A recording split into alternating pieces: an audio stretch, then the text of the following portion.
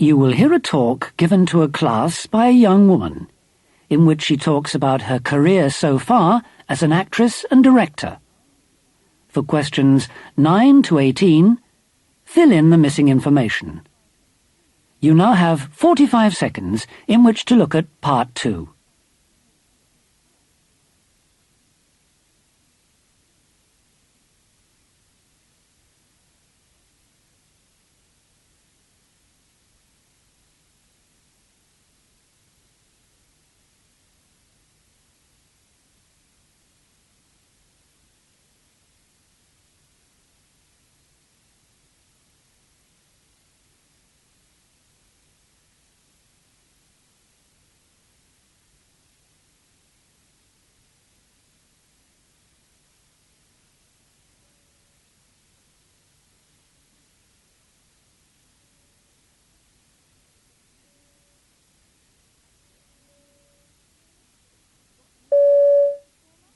What made me want to be a performer? Perhaps it's in the blood. I'm the great-granddaughter of an opera singer. I set my sights on the stage at an early age. Ballet was my first love, but I grew too tall, and so my ambition switched to acting. I took part in as many school productions as I could, and I ended up studying theatre studies at university. 4 years ago I left university, having secured a place on an acting course at a drama school in London. The course was just for 1 year, a year which I had to finance myself. I hadn't lived in London before. I come from a small seaside town, so it was quite a culture shock. Having to find the money was a strain. It was quite an expensive course, and I also had great difficulty finding somewhere to live that I could afford in London. Eventually, I managed to rent a flat with a couple of other students on the course. I found the first few weeks of the course really stressful and tiring, but a few weeks on I really got into it. It boosted my confidence, and it was much more on the practical side. We only had to do one theory thing. When the course ended, I was one of 565 students to graduate from a recognised drama course that summer.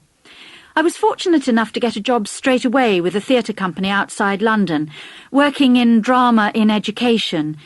We went to lots of schools and I really enjoyed it. After that I went back to London, and it was really hard because it was the first time in my life I had nothing to do. I'd always written essays or learnt lines and performed, and now I was unemployed. I wrote lots of letters looking for work. Wednesdays and Thursdays were my main letter-writing days. I went to see plays as much as I could, so that I could then write to the artistic managers and say, I saw your production, would it be possible to come and meet you?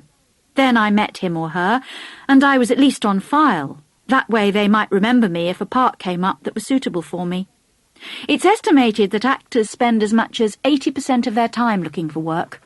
Someone told me that for every 20 letters you write, you may get an audition, and for every 20 auditions, you may get a job. Then my long-awaited break came. I got a job in a production called A Christmas Carol in a small theatre. It was a profit-sharing arrangement. This means you only get paid if the play makes a profit.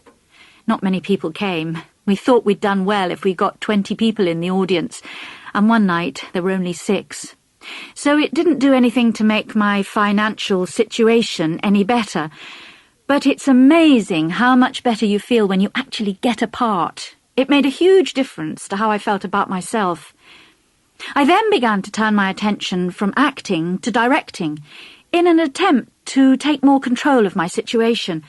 I directed The Illusion at the Duke's Head Theatre, and it got good reviews, but it was another profit-share arrangement, and I still had money problems. I kept thinking that I would be successful, and something was going to change. You've got to make your own luck. So each day I did something towards the plan of success. I made a couple of important phone calls each day, asking large theatre companies to come and see the play I was directing. I then set up my own company, the King's Players, and directed a production of A Family Affair, which won the London Small Theatre Award for Best Comedy Production.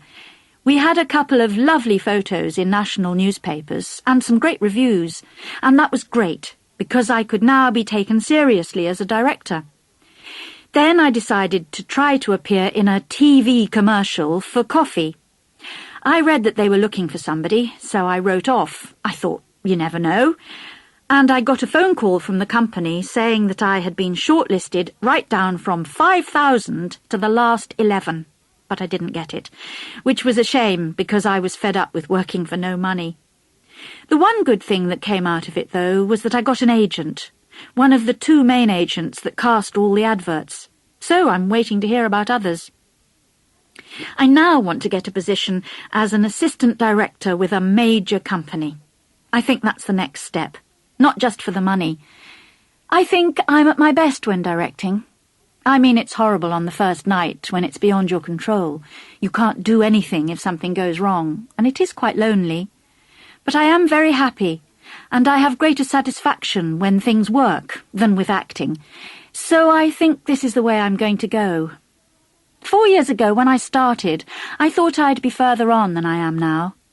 I didn't envisage being unemployed for such long periods. I feel that I've developed and matured.